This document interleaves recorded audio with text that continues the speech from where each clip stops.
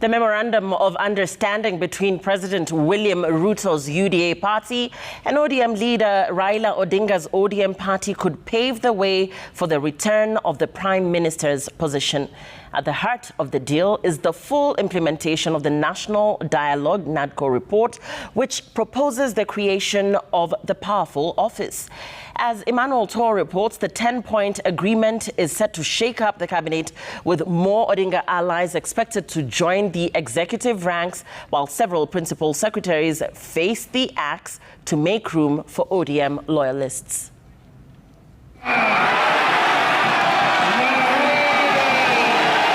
What began as a calm-we-stay political arrangement between President William Ruto, who is also the UDA party leader, and the ODM leader Raila Odinga has now been sealed in a grand political union.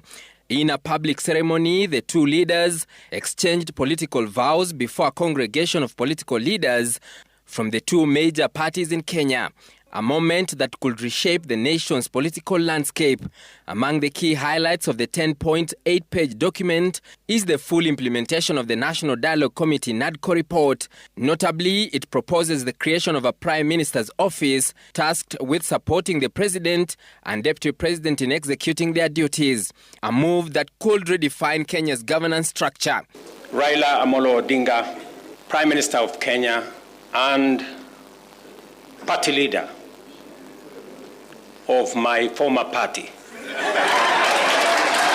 Odinga, Kenya's second prime minister from 2008 to 2013, hinted that if all goes well, this political alliance could evolve into a full-fledged partnership ahead of the 2027 general election.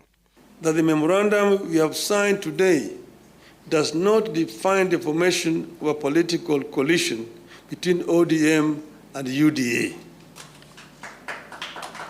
However, its successful implementation could inform the basis of steps toward the establishment of a broadly constitutive and progressive formation for a stable country in future. This memorandum of understanding is not about sharing positions or winning elections.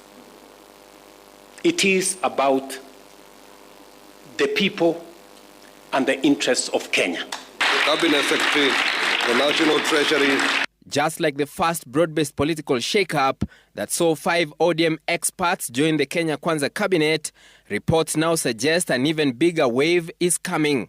More ODM stalwarts are expected to secure key cabinet and principal secretary positions as the government expands its power-sharing deal.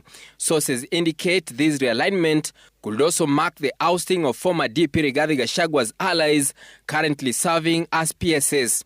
Among the 10 issues canvassed in the MOU include inclusivity in all spheres of life, protecting and strengthening devolution by channeling more money to counties in the next financial year, promoting and protecting the livelihoods of young people, leadership and integrity, the right of peaceful assembly, an audit of the national debt, which is at a staggering 10.5 trillion shillings, the fight against corruption, stopping wastage of public resources, and protecting the sovereignty of the people.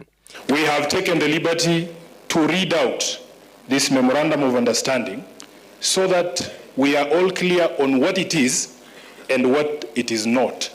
Young people must also be mainstreamed in all political spaces to bring their voices to the table and their participation to the center of all activities. President Ruto and the former Prime Minister are now expected to begin tours across the country to popularize their newfound alliance. It is a deal which will draw the line in the sand between the opposition brigade and the broad-based brothers, even as President William Ruto reaches out to the ODM leader Raila Odinga in a closing of ranks which will have far-reaching political consequences, including defining the 2027 polls. Emmanuel Tor, Citizen TV, KICC, Nairobi.